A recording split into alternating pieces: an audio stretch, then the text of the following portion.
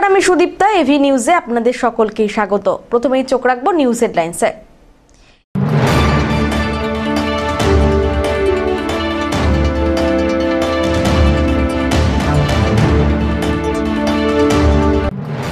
চ্যাংড়াবান্ধায় শুভেন্দু অধিকারীর পরিবর্তন সংকল্প যাত্রার অনুমতি দিল হাইকোর্ট।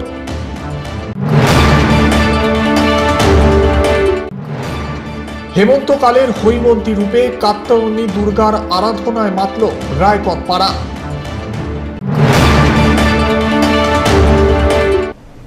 এবার আসছে বিস্তারিত সংবাদে। কোচবিহারের চ্যাংড়াবান্ধায় শুভেন্দু অধিকারীর পরিবর্তন সংকল্প যাত্রার অনুমতি দিল হাইকোর্ট। শনিবার কোচবিহারের চ্যাংড়াবান্ধায় পরিবর্তন সংকল্প সভার আয়োজন করেছে বিজেপি। উপস্থিত থাকবেন বিরোধী দলনেতা শুভেন্দু অধিকারী। কোচবিহার জেলা পুলিশ সভার অনুমতি না দেওয়ায় কলকাতা হাইকোর্টের জলপাইগুড়ি সার্কিট বেঞ্চের দ্বারস্থ হন বিজেপির জলপাইগুড়ি জেলা সাধারণ সম্পাদক দধিরাম রায়। এদিন মামলা সার্কিট বেঞ্চে ওঠে। বিচারপতি কৌশিক চন্দ্র দুপুর 2 থেকে 4টে পর্যন্ত সভা করার অনুমতি দিয়েছেন বলে বিজেপির আইনজীবী জনার্দন কেরিয়াল জানিয়েছেন। আমাদেরকে পারমিশন দেওয়া হয়েছে কোর্টের কাছে। কোর্ট আমাদের অ্যাপ্লিকেশনটাকে অ্যালাউ করলো, আর কালকে আমরা স্মুথফুলি পিসফুলি আমাদের র্যালিটাকে হোল্ড করতে পারবো। কি অভিযোগ ছিল মূলত আপনাদের রাজ্য সরকারের বিরুদ্ধে? আমাদের কোনো অভিযোগ ছিল না, আমাদের একটা অ্যাপ্লিকেশন করা হয়েছিল, অ্যাপ্লিকেশনটাকে ওরা কনসিডারই করেনি।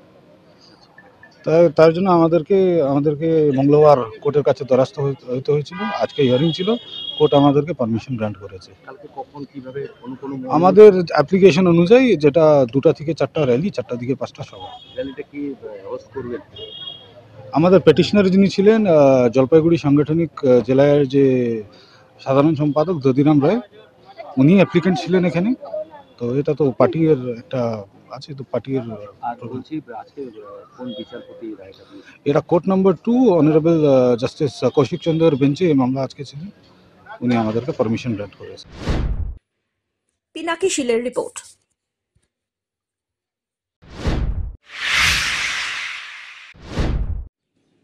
বন্যা কবলিত হোগলাপাতা এলাকায় গাছ কাটতে গিয়ে বিদ্যুৎস্পৃষ্ট হয়ে গুরুতর আহত এক বিদ্যুৎ কর্মী।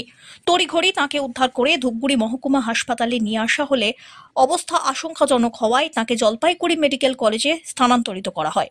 জানা গিয়েছে, পাওয়ার গ্রিডের অধীনে কাজ করেন ওই কর্মী। শুক্রবার ধূপগুড়ি ব্লকের গধেয়ারকুটি গ্রাম পঞ্চায়েতের হোগলাপাতা এলাকায় বিদ্যুতের তারের পাশে থাকা গাছগুলি কাটা হচ্ছিল। সেই সময় একটি গাছ কাটতে গেলে বিদ্যুতের হাইটেনশন তারে গাছটি পড়লে বিদ্যুৎস্পৃষ্ট হন এক কর্মী। তার সঙ্গে থাকা অন্যান্য কর্মীরা তাকে উদ্ধার করে মহকুমা হাসপাতালে নিয়ে যান। সেখানেই কর্তব্যরত চিকিৎসক প্রাথমিক চিকিৎসার পর জলপাইগুড়ি মেডিকেল কলেজে স্থানান্তরিত করেন। এদিকে এই ঘটনার জেরে ব্যাপক চাঞ্চল্য ছড়ায় হোগলাপাতা এলাকায়। ঘটনার খবর পেয়ে ঘটনাস্থলে যায় ডাউকিমারি ফাঁড়ির পুলিশ। পাশাপাশি ঘটনাস্থলে বিদ্যুৎ দপ্তরের আধিকারিকরাও ছুটে যান। কি হয়েছে? 3 ভোল্টে গাছ হয়েছিল, তো সেটা কাটতে গেছে, তো কোনো কারণবশত গাছটা যখন পড়ে গেছে তখন ওই তারের মধ্যে একটু এটা কোন জায়গায় হয়েছে? এটা ধূপগুড়ি বসে হচ্ছে। কি নাম ওনার? বিপুল বাবু। বাড়ি বাড়ি উত্তরপুর। বনবস্তির বাসিন্দা নাবালিকাকে মিষ্টি খাওয়ার প্রলোভন দিয়ে নিয়ে গিয়ে ধর্ষণ, অভিযুক্ত পৌরকে 20 বছর সশ্রম কারাদণ্ডে দণ্ডিত করল জলপাইগুড়ির বিশেষ পক্সো আদালত। একই সঙ্গে 50,000 টাকা জরিমানা এবং নাবালিকার পরিবারকে 5 লক্ষ টাকা আর্থিক সাহায্যের নির্দেশ দিয়েছেন বিচারক। এবছর ফেব্রুয়ারি মাসের ঘটনা। জানা গিয়েছে, বাবার মৃত্যুর পর মা ছেড়ে চলে যায়। ঠাকুমার কাছেই থাকতো নাবালিকা। 7ম শ্রেণীতে পড়াশোনা করত। ঘটনার দিন বাড়ির সামনে দাঁড়িয়েছিল এলাকারই এক পৌর। মিষ্টি খাওয়ানোর নাম করে বনবস্তির পরিত্যক্ত একটি ঘরে ডেকে নিয়ে গিয়ে ধর্ষণ করে। এলাকার লোকজনের নজরে পড়ে যাওয়ার পৌরকে ধরে পুলিশ এসে গ্রেফতার করে থানায় নিয়ে যায়। পরিবারের অভিযোগের ভিত্তিতে পক্সো 4 ধারায় মামলা দায়ের করে পুলিশ। এদিন 8 জনের সাক্ষ্য ও প্রমাণের ভিত্তিতে বিচারক অভিযুক্ত বিদুর প্রধানকে 20 বছর সশ্রম কারাদণ্ডে দণ্ডিত করেন। সেই সঙ্গে নাবালিকার পরিবারকে 5 লক্ষ টাকা আর্থিক সাহায্যের নির্দেশ দিয়েছেন বিচারক। আজকে একটা পক্সো আদালতের বিশেষ বিচারক মাননীয় রিন্টু সুর, বানারহাট থানা, যেটা চামুরচি আউটপোস্টের একটি কেস, যেটা বানারহাট থানার অন্তর্গত, সেই কেসে একটা রায় ঘোষণা করেছেন এই ঘটনাটা অভিযোগ দায়ের হয়েছে 24/2/2025 তারিখে এই বছরই, এবং ঘটনাটি ঘটেছে 23/2/2025 বেলা 11:30 নাগাদ। সেদিন একটি নাবালিকা মেয়ে যার বয়স 13 বছর, যার বাবা ছোটোবেলায় মারা গেছে এবং মা অন্যত্র বিয়ে করে চলে যাওয়ার জন্য সে তার বৃদ্ধা ঠাকুমার কাছে সে থাকতে, এবং তারপরে ঘটনার দিন এই নাবালিকা মেয়েটি তার বাড়ির সামনে অন্যান্য বন্ধুদের সঙ্গে খেলছিল। সেই সময় এই আসামি তাকে মিষ্টি খাওয়ার লোভ দেখিয়ে তাকে ডেকে নিয়ে যায়, একটি অ্যাবান্ডেন্ড বাড়িতে তাকে নিয়ে যায় এবং সেখানে নিয়ে গিয়ে ভিতর থেকে দরজা বন্ধ করে মেয়েটিকে ধর্ষণ করে। এবং মেয়েটিকে যখন ওই বাড়িতে নিয়ে যায় তখন ওই রাস্তায় অনেকে তাদেরকে যেতে দেখেছে এবং তারা কিউরিসিটি বশত সেখানে যায় এবং তারা জানলা দিয়ে তারা মেয়েটিকে যে ধর্ষণ করছে সেটা তারা দেখতে পায়, এবং তারপরে তারা সেই আসামিকে সেখানে ধরে ফেলে এবং মেয়েটিকে উদ্ধার করে, নগ্ন অবস্থায় উদ্ধার করে তাকে তার ঠাকুমার বাড়িতে নিয়ে আসে এবং ঠাকুমাকে বিস্তারিত এবং অন্যান্যদেরকে বিস্তারিত মেয়েটি ঘটনার কথা জানায়। এবং তারপরেই লোকাল যারা মানুষ ছিলেন তারা চাবুরচি আউটপোস্টে খবর দেন, সেখানকার পুলিশ এসে এই আসামিকে নিয়ে যায় থানায়, এবং তার পরের দিন তার ঠাকুমা লিখিত আকারে অভিযোগ দায়ের করে। সেদিনকাই তাকে জলপাইগুড়ি সদর হাসপাতালে পাঠিয়ে দেওয়া হয় এবং সেখানে তার মেডিকেল এক্সামিনেশন হয় এবং তাকে কোর্টে পাঠানো হয়। মহামান্য আদালতের কাছে সে গোপন জবানবন্দি দেয়। এই কেসে সরকার পক্ষ থেকে টোটাল 8 জন সাক্ষী তাদের সাক্ষ্য প্রদান করেন, এবং সাক্ষ্য শেষ হওয়ার পরে মহামান্য আদালত মেয়েটির স্টেটমেন্ট, গোপন জবানবন্দি এবং মেডিকেল এক্সামিনেশন, ডাক্তারের সাক্ষী এবং অন্যান্যদের সাক্ষী সাবুত শোনার পরে উভয় পক্ষের সওয়াল জবাব শেষ হওয়ার পরে এই আসামিকে আজকে মহামান্য আদালত দোষী সাব্যস্ত করেন এবং তাকে 20 বছরের সশ্রম কারাদণ্ড, 50,000 টাকার জরিমানা, অনাদায় আরও 2 মাসের কারাদণ্ড এবং ভিকটিমকে 5 লক্ষ টাকা কম্পেনসেশন দেওয়ার জন্য ডিস্ট্রিক্ট লিগাল সার্ভিস অথরিটিকে অর্ডার করেছে। ধীমান রায়ের রিপোর্ট।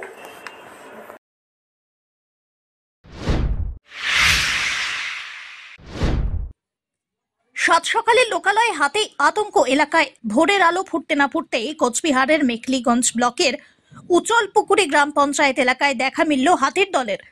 শুক্রবার ভোরে স্থানীয় বাসিন্দারা জানান অন্তত 5টি বন্য হাতি লোকালয়ের একেবারে কাছাকাছি ঘোরাঘুরি করতে দেখা গিয়েছে। গ্রামবাসীরা জানান ভাঙের কোট এলাকায় ছোট জঙ্গলটিতে প্রথম হাতিগুলিকে দেখা যায়। ওই জঙ্গলটি মূলত জামালদহ বনাঞ্চলের অন্তর্গত। হঠাৎ করে 5টি হাতির উপস্থিতি টের পেতেই এলাকায় ছড়ায় আতঙ্ক। বহু মানুষ ঘর থেকে বেরোনোর সাহসও পাননি। খবর পেয়ে দ্রুতই ঘটনাস্থলে পৌঁছে যায় বন দপ্তরের কর্মীরা। তারা এই পরিস্থিতি খতিয়ে দেখেন এবং হাতির দল যাতে লোকালয়ে ঢুকে ক্ষতি না করতে পারে সেদিকেও নজর রাখা হয়। বনকর্মীরা গ্রামবাসীদের অযথা ভিড় না করতে বলে নিরাপদ দূরত্ব বজায় রাখার নির্দেশ দেন। এলাকার হাতির দলের গতিবিধির ওপর নজর রাখছে বন দপ্তর। হাতি সকাল 7টার দিকে বেরিয়েছে। 7টার দিকে? হ্যাঁ। মানে কোন এলাকায় বেরিয়েছে প্রথমে? উচলপুকুরি ফরেস্ট বলে। কি forest? Bhangirkot forest. Bhangirkot forest. মানে কোন জায়গাটা দেখি দেখা এই সামনেই বেরিয়েছিল। এই যে এই সামনে এই জায়গাটাতে? এই জায়গাতে বেরিয়েছে। কটা হাতি? 5টা হাতি আছে। বর্তমানে কি কোথায় আছে হাতিগুলো? এই একটু পাশে আছে, এই সামনে। বন দপ্তরের লোক আসছে? মানুষ আসে, দেখলাম 2 জনকে দেখলাম আমি আর কি। আচ্ছা আচ্ছা। আতঙ্কে আছেন তাই তো? হ্যাঁ, সবাই এখন পাবলিক তো আতঙ্কে থাকবেই আচ্ছা। দিনের বেলা। আর হচ্ছে আপনার পুলিশ প্রশাসন তো এখনো আসে না এখানে। আচ্ছা। সব্যসাচী মজুমদারের রিপোর্ট।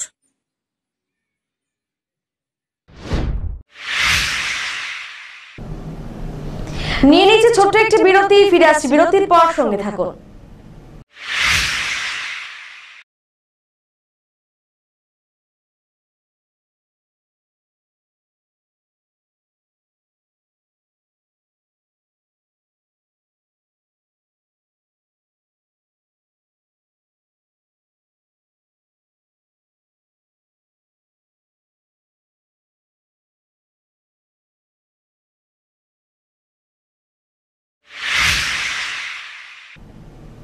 ফিরে এলাম বিরতির পর। হেমন্তকালে হৈমন্তী রূপে কাত্যায়নী দুর্গার আরাধনায় মাতলেন জলপাইগুড়ির রায়কত পাড়ার ভট্টাচার্য পরিবারের সদস্যরা। কথিত আছে দুর্গাকে কন্যা রূপে পেতে তপস্যায় বসেন কাত্যায়নী মুনি। সেই তপস্যায় তুষ্ট হয়ে হেমন্তকালে দেখা দেন মা দুর্গা। আর সেই থেকেই কাত্যায়নী দুর্গা নামে এই পুজোর সূচনা হয়। আজ থেকে 229 বছর আগে ঢাকার মানিকগঞ্জের কুলিয়া গ্রামে পুজো শুরু হয়েছিল ভট্টাচার্য পরিবারের। দেশভাগের আগেই এই পুজো চলে আসে জলপাইগুড়ির রায়কতপাড়ার বাড়িতে। শরৎকালের দুর্গাপুজোর মতো হেমন্তের এই দুর্গাপুজোকে কেন্দ্র করে রীতিমতো উৎসবের চেহারা নেয় গোটা এলাকা। যে যেখানেই থাকুন না কেন, বছরের নির্দিষ্ট এই সময়ে পুজোকে কেন্দ্র করে বাড়িতে ফিরে আসেন পরিবারের সদস্যরা। 229 বছর আগে ঢাকা জেলা মানিকগঞ্জ সাব ডিভিশন পূজা হয়, আর তখন থেকে এটা চলে আসছে। 1947 সালে এই পূজা আমার বাবা অমরেন্দ্রনাথ ভট্টাচার্য শুরু করেছিলেন জলপাইগুড়িতে। হেমন্তকালে এটা কাত্যায়নী মুনি করছিলেন হেমন্তকালে, সেই জন্য এটা হেমন্তকালীন দুর্গাপূজা বলে। হ্যাঁ হ্যাঁ, প্রচুর মানুষ সামিল হয়। জলপাইগুড়ি কেন, জলপাইগুড়ি, কুচবিহার, শিলিগুড়ি, অনেক জায়গার থেকে প্রচুর লোক আসে। হ্যাঁ, আত্মীয় স্বজন আছে, বাবার লোকরা সবাই আছে। হ্যাঁ, হেমন্তকালে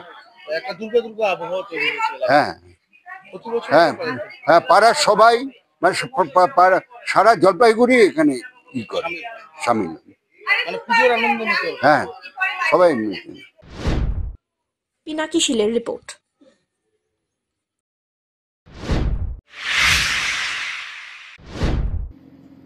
গ্রামীণ স্বাস্থ্য শিবির পরিদর্শনে বিধায়ক পরেশ চন্দ্র অধিকারী। মেকলিগঞ্জ ব্লকের নিচ তরফ অঞ্চলের মা ভান্ডানী মেলার মাঠে আয়োজিত হয় এক গ্রামীণ স্বাস্থ্য শিবিরে। স্থানীয় মানুষদের জন্য স্বাস্থ্য পরিষেবা পৌঁছে দেওয়ার উদ্দেশ্যে আয়োজিত এদিনের এই শিবিরে সকাল থেকেই ভিড় জমাতে থাকেন নানা বয়সের বাসিন্দারা। সাধারণ চিকিৎসা ছাড়াও রক্তচাপ, সুগার, চক্ষু পরীক্ষা, মহিলা স্বাস্থ্য পরীক্ষা সহ নানা পরিষেবা দেওয়া হয় বলে জানা গিয়েছে। স্বাস্থ্য শিবিরের সার্বিক ব্যবস্থাপনা করেন সংশ্লিষ্ট এলাকার পঞ্চায়েত কর্তৃপক্ষ ও স্থানীয় স্বাস্থ্যকর্মীরা। শিবিরে উপস্থিত ছিলেন ডাক্তার, নার্স ও স্বাস্থ্য সহায়ক কর্মীরা। উক্ত স্বাস্থ্য শিবির পরিদর্শন করেন মেকলিগঞ্জ বিধানসভার বিধায়ক পরেশ চন্দ্র অধিকারী। তিনি স্বাস্থ্যকর্মীদের সঙ্গে কথা বলে পরিষেবার অগ্রগতি ও মানুষের প্রাপ্ত সুবিধা সম্পর্কে খোঁজ খবর নেন। পাশাপাশি এলাকার সাধারণ মানুষের সঙ্গেও মত বিনিময় করেন তিনি। বিধায়কের বক্তব্য, গ্রামীণ মানুষের দোরগোড়ায় স্বাস্থ্য পরিষেবা পৌঁছে দেওয়ার উদ্যোগ অব্যাহত থাকবে। স্থানীয়দের মতে এমন স্বাস্থ্য শিবির নিয়মিত হলে বহু মানুষ উপকৃত হবেন। মেকলিগঞ্জের নিস্তরম অঞ্চলে পশ্চিমবঙ্গের মাননীয় মুখ্যমন্ত্রীর অনুপ্রেরণায় স্বাস্থ্য শিবির আজ হচ্ছে। সেই স্বাস্থ্য শিবিরে ডাক্তারবাবুরা তারা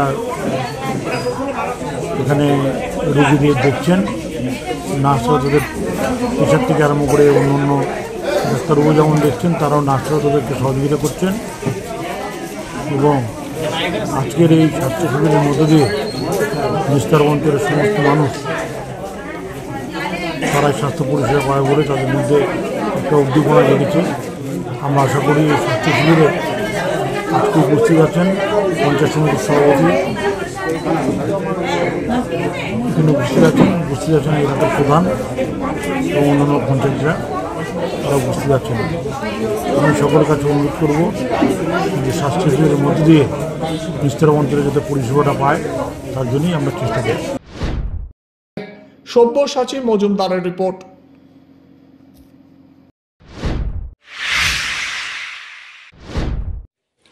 বাড়ি থেকে বেরিয়ে নিখোঁজ হয়েছেন কিছুটা মানসিক ভারসাম্যহীন এক যুবক। জলপাইগুড়ি সদর ব্লকের বোয়ালমারির নন্দনপুর এলাকার বাসিন্দা 32 বছরের দীপঙ্কর মল্লিক বুধবার বিকেল 3টে নাগাদ বাড়ি থেকে বেরিয়ে আর ফেরেননি। পরিবার সূত্রে খবর, বেরোনোর সময় তাঁর পরনে ছিল কালো হাফ প্যান্ট, কালো সোয়েটার, মাথায় কালো টুপি। পুত্র নিখোঁজ হওয়ার পর থেকেই বাবা ব্রজেন মল্লিক বিভিন্ন জায়গায় খোঁজাখুঁজি করেন, কিন্তু এখনো কোনো সূত্র মেলেনি। ছেলের অপেক্ষায় বাড়িতেই অশ্রুসিক্ত হয়ে দিন কাটাচ্ছেন মা কাজল মল্লিক। পরিবারটি লিখিতভাবে বিষয়টি জলপাইগুড়ি পুলিশ প্রশাসনকেও জানিয়েছে। আমার ছেলে মানে 32 বছর বয়স, পরনে ছিল হাফ প্যান্ট, একটা সোয়েটার, একটা টুপি। তো হারাইছে, মানে বাড়ি থেকে বেরিয়ে গেছে বুধবারে। খোঁজাখুঁজি করছেন? খোঁজাখুঁজি অনেক করছি, পাইনি।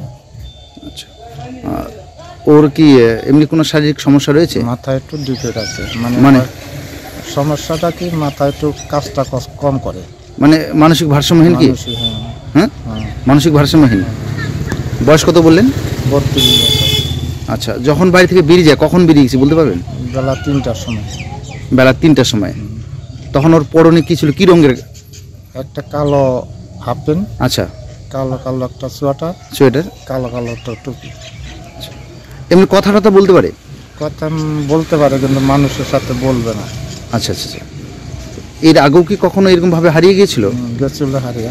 আচ্ছা, অনেক কয় বছর আগে, অনেক 12-13 বছর আগে। তবে খুঁজে পাইছেন তাই তো? খুঁজে পাইছি সেই বেলতলি গিয়ে।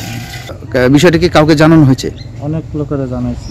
তা প্রশাসনের কে জানানো হয়েছে? প্রশাসনে জলপাইগুড়িকে জানাইছি। মানে লিখিত অভিযোগ জানাইছেন নিখোঁজের? লিখিতভাবে জানাইছি। সব্যসাচী মজুমদারের রিপোর্ট।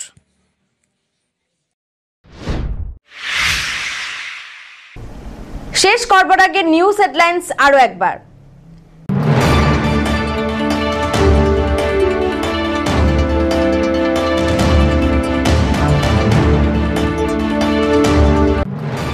চ্যাংড়াবান্ধায় শুভেন্দু অধিকারীর পরিবর্তন সংকল্প যাত্রার অনুমতি দিল হাইকোর্ট।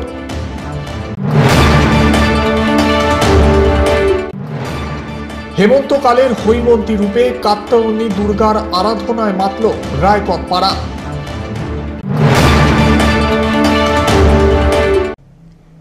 এখনকার মতন এভি নিউজ এ পর্যন্তই। পরবর্তীতে আসছি আরো সংবাদ নিয়ে। দেখতে থাকুন আমার ভিশন। নমস্কার।